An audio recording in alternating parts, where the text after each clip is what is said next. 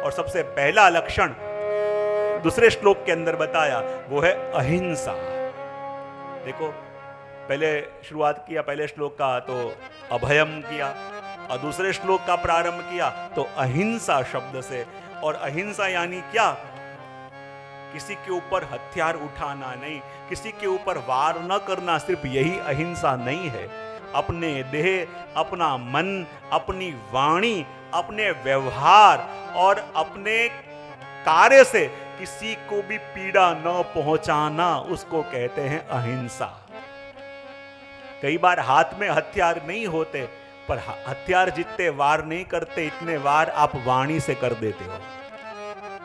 चाहे हाथ में हथियार न हो तो उस हथियार से आप इतना वार नहीं करते जितना वार बोले बिना अपने व्यवहार से कर देते हो। किसी को भी अपने व्यवहार से, किसी को भी अपने एक्शन से, किसी को भी अपनी कृति से दिल का दुभाना, उसी को कहते हैं हिंसा। और अपन को लगता है कि हम हाथ में हथियार नहीं लेते, तो हथियार से भी हिंसा होती है, वो घाव तो रूज जाते हैं, लेकिन वाणी से, व्यवहार से जो हिंसा होती है, उन घावों को रूजते बरसों लग जाते हैं, फिर भी वो रूजते नहीं है।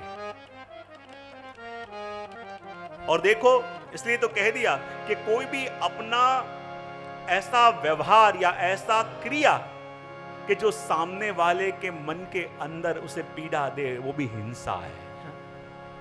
किसी ने बड़ा सुंदर कहा था कि यदि कोई साधारण परिवार के वहां आप प्रसंग अटेंड करने गए हो और आपको पता है कि वो जिस बच्चे की शादी है वो 500-700 रुपए से ज़्यादा की साड़ी पहन नहीं पाएगी, और आप उसके वहाँ पे 25,000 50,000 की साड़ी पहन के जाओ और उसके मन को क्षुभित करो, तो उसको भी हिंसा कहते हैं। जो वस्तु किसी को प्राप्त नहीं है और उसके सामने उसी वस्तु का दिखावा करना कि देख तेरे पास नहीं है मेरे पास है, उसको भी कहते हैं हिंसा। किसी भी कारणवश, किसी भी अपने क्रिया या एक्शन से सामने वाले को अपन उसकी नजरों में कुंठित करते हैं या लज्जित करते हैं, वो भी हिंसा का प्रकार है।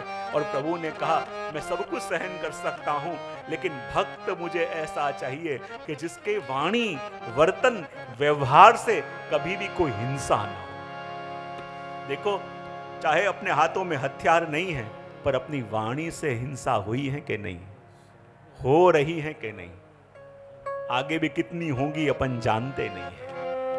और ऐसी हिंसा के जो शब्द किसी को पीड़ा दे देवे, जो शब्द किसी के दिल को दुभा देवे, वो भी हिंसा हो रही है। और प्रभु कह रहे हैं, जब जब भी हिंसा करते हैं तब वो देवी तत्व मेरा चला जाता है, मैं उसके अंदर से चला जाता हूं और आसुरी तत्व आ जाते हैं। तो पहला लक्षण ये कहा दूसरे श्लोक का कि मेरा भक्त वो कि जिसके अंदर अहिंसा हो। और अहिंसा यानी मैंने पहले ही कहा कि मन, वाणी, इंद्रिय, व्यवहार, किसी से भी हिंसा का भाव उसके मन में ना आवे। और देखो, ये अहिंसा भी एक ऐसी शक्ति है, कहते हैं कि पहले ऋषि मुनि जब वन में जाके तपस्या करते और उनके मन में से जब अहिंसा का भाव चला जाता, मैं कई बार अपने प्रवचनों में कहता हूं कि आप जब प्राचीन ऋषियों के, प्राचीन महात्माओं के चित्र देखोगे ना, तो देखोगे कि उनके आसपास पक्षी बैठे हुए हैं। तो आसपास पक्षी क्यों बैठाते हैं? वो एक सूचक होता है। बोले क्यों? कि उनके पास पक्षी बैठे हैं इसलिए क्योंकि पक्षी वो हैं जो सामने वाले के मन के हिंसा के भाव सबसे पहले समझ जाते हैं। लेकिन जब पक्षी आके पास में बैठने लगे तो ये सूचक है कि उनके मन में से हिंसा का भाव सदंतर लोप हो गया है। और हिंसा का भाव चला जाना, इसका मतलब क्या? वर्णन शास्त्रों में आता है कि जब इवन भागवत जी के महात्म्य भी वर्णन आता है कि ऋषि मुनि जब जंगल में बैठ के तपस्या करते और ऐसे अहिंसा का भाव अपने मन में जागता, और अहिंसा का भाव जब मन में जागा तो उसका प्रभाव आसपास के वातावरण में इतना होता कि वहां वन में रहने वाले पशु भी, कहते हैं परस्पर शेर और हिरण भी मित्र बन के रहते। हिंसा का भाव ही समाप्त हो गया। और इसलिए देखो, अहिंसा की भावना जिसके मन के अंदर आ जाए और हिंसा भाव जिसके मन में से चला जाए, वो भक्त मुझे प्रिय है।